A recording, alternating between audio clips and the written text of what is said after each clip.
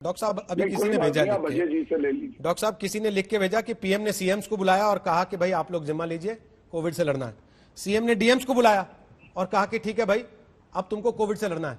DMs ने district administration को बोला कि अब तुमको लड़ना है और डिस्ट्रिक्ट एडमिनिस्ट्रेशन ने लोगों को भरोसे छोड़ दिया और लोगों ने खुद को राम भरोसे छोड़ दिया और सब आत्मनिर्भर हो गए।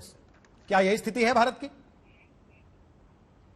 इनफैक्ट अगर देखिएगा रोहित जी, सच्चाई यही है कि सरकार जो भी हो, मैं कोई कांग्रेस या बीजेपी या जेडीयू की सरकार नहीं कर रहा हूं, हर सरकार अपनी पूरी ताकत से लगी हुई है इसको कंटेन करने की, इसको ट्रीट करने की, टेस्ट करने की, ट्रेसिंग करने की। ठीक है, हमारे विपक्ष में कोई सरकार है, हम भी उसकी मीन मेक निकालेंगे, जो हमसे विपक्षी है वो हमारी मीन मेक निकालेगा, वो अलग बात है। लेकिन इसके बावजूद हमारी आबादी का जो आंकड़ा है और जिस हिसाब से संक्रमण बढ़ रहा है, सच्चाई ये है कि आज की तारीख में कभी हम कहते हैं कि हम सब बहुत कम संक्रमित हुए तो हमारी इम्यूनिटी बहुत अच्छी है, ये भी भगवान भरोसे है। भगवान भरोसे तो है ही है देश, उसमें दिक्कत कहाँ है? भगवान नहीं होता देश का क्या होता? उसी भरोसे पे आज हम लड़ रहे हैं कि हम कोरोना को हराएंगे। लेकिन ये सोच के क्या हम अपने आप को गिरा लें कि हम लड़ाई नहीं करें या एक दूसरे की मीन में निकालते रहें? एडमिनिस्ट्रेटिव निर्णय की जरूरत है और वही सरकार ले पाएगी जिसमें दूरदर्शी सोच है। गौरव भाटिया, आप दिल्ली के लॉकडाउन के पक्ष में है, वीकेंड कर्फ्यू है हालांकि अभी, लेकिन बहुत लोगों को डर लग रहा है कि कहीं ये आगे लॉकडाउन की शक्ल तो नहीं ले लेगा जैसे महाराष्ट्र में लिया, या फिर पहले की तरह गृह मंत्री अपने हाथ में कमान लेंगे। रोहित जी, पहले मैं जो अभी तक चर्चा हुई उस पर टिप्पणी करूंगा, फिर आपके प्रश्न का उत्तर दूंगा। देखिए, आपने खुद देखा किस तरह से ओछी घटिया राजनीति कांग्रेस के प्रवक्ता ने करी, सपा के प्रवक्ता ने भी करी। लेकिन ये आंकड़े झूठ नहीं बोलेंगे। शांत करा लीजिए, अभय जी को बुलवा लीजिए दोबारा अगर आप। मैं आपकी बात अपने तरीके से कहूंगा। सीधे मुद्दे पर आ जाना, हर कोई बोल रहा है। गौरव जी, आप भी दूसरे को सर्टिफिकेट देने के बजाय अपने मुद्दे पर आए ना सीधे, प्लीज। तो मैं आ रहा हूँ। अच्छा Bhadauria ji please. Okay Bhadauria ji, okay, आपने आपत्ति दर्ज करा दी ना, प्लीज सुन लिया सबने। अब गौरव भाटिया बोलिए बात को। देखिए, सच्चाई क्या है मैं दर्शकों के सामने रख दूं, दर्शक तय कर लेंगे। जहां तक वैक्सीनेशन की बात है ना, भारत पूरे विश्व में दूसरे नंबर पे वैक्सीन किया है, 11.5 करोड़, अमेरिका ने 12.5 करोड़ और United kingdom 3 crore 20 lakh, Brazil 2 crore 40 lakh. आपके पॉपुलेशन अब शांत करिए। देखिए अभय जी, एक बार बोल तो लेने दीजिए। अभय जी, मैं पूछूंगा ना, ये सवाल मेरे मन में भी है, ये सवाल मेरे मन में भी है और ये किसी भी आम आदमी के मन में आएगा सवाल। ठीक है, बोलिए। दूसरी बात रोहित जी, बात निकलेगी तो दूर तक जाएगी। अब महाराष्ट्र की बात कर लेते हैं। महाराष्ट्र में 60,000 डेली संक्रमण के केसेस आए हैं।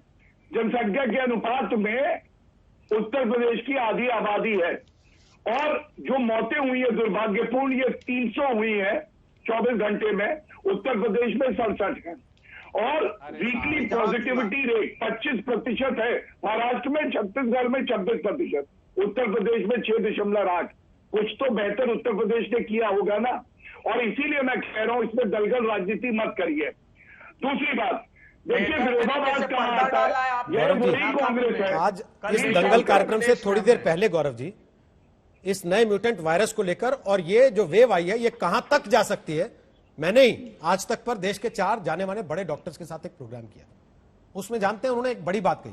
उन्होंने कहा जब ये चुनावी रैलियां खत्म हो जाएंगी और जब ये कुंभ का मेला खत्म हो जाएगा, तो जब ये सब लोग अपने अपने घर जाएंगे तब आप देखिएगा हर राज्य में 1-1, 1.5 लाख केस हर रोज के आएंगे। अभी जो आप देख रहे हैं वो तो केवल शुरुआत भर है। क्या आपको नहीं लगता सीपीआईएम अगर ये कह सकता है कि हम रैलियां नहीं करेंगे, कांग्रेस पार्टी, आपकी पार्टी खुद एक स्टांस ले लेते? बिल्कुल रोहित जी, ये जो बात आपने कही मैं कुछ और आगे रख देता, लेकिन बड़ी जिम्मेदारी से आपके प्रश्न का उत्तर पहले दे देता हूं। में कह रहे हैं आपने मुझसे पूछा था कांग्रेस के प्रवक्ता। अभय जी, मैंने उनसे पूछा ना सवाल, जब आपसे पूछा था तब तो आप बोले नहीं अभय जी इस पे।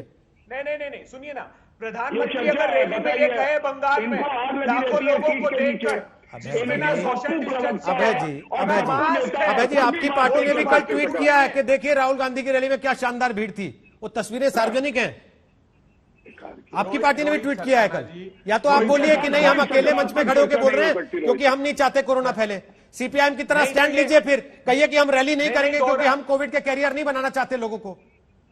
देखिए, ये आप लोग के साथ दिक्कत क्या है, आप दूसरे को बताते हैं कि देखो तुम्हारे कपड़े नहीं है, खुद के कपड़े आपके हैं नहीं, वो आप देखते नहीं। बिल्कुल नहीं रोहित सरदाना जी, और राहुल गांधी एकमात्र नेता है शर्म जो नहीं आती, सारे प्रोटोकॉल, कोविड प्रोटोकॉल का प्रोटोकॉल में ये भी आता होगा ना कि इतने हजारों लोगों को नहीं बुलाना है। ये तो सब पे लागू होता है, प्रधानमंत्री पे भी, गृह मंत्री पे भी, बीजेपी अध्यक्ष पे भी, और कांग्रेस के राहुल गांधी पर भी। ये सब पर लागू होता है ना फिर, कि आप अपने को एग्जम्पशन देके चलते हैं। आप उनको चुप नहीं करा सकते क्या रोहित जी? आप उनको चुप नहीं करा सकते? गौरव जी करा सकते हो, जब कराना होता है करा भी लेता हूँ। बोलिए अब अपनी बात, बोल रहे हो, बोलिए, समय खत्म हो रहा है। क्यों नहीं आपने बोला चुनाव आयोग से कि हम नहीं करेंगे रैली, अब हम ऑनलाइन कर लेंगे? आपके पास तो डेटा भी है, व्हाट्सएप पे भेज देते भाषण। रोहित जी मैं एक बात आपको कह दूं, इलेक्शन कमीशन ऑफ इंडिया सर्वदलीय बैठक बुलाए, सारे दल तय करे कि कोविड के समय में किस तरह से चुनावी रैली होंगी या क्या होगा। और चलिए सर, समय समाप्त हो गया है। गौरव जी कह रहे हैं कि चुनाव आयोग सभी राज्यों की, सभी पार्टियों की, राजनीतिक दलों की बैठक बुलाए और उसके बाद उसमें इस बात को लेकर चर्चा हो और आगे की स्थिति साफ हो, तय हो। आज जो संकेत है, चुनाव आयोग ने एक बात एक तरीके से इशारा दे दिया है कि आगे के जो चरण है वो जैसे प्लान्ड है वैसे ही होंगे, उनको क्लब करने का कोई इरादा नहीं है। तो क्या ये समझा जाए, अगर केस बढ़ते हैं तो ये लॉकडाउन और राज्यों में भी दिखाई देगा, जैसा कि महाराष्ट्र में दिखाई दे रहा है, नाम भले उसको लॉकडाउन का ना दिया गया।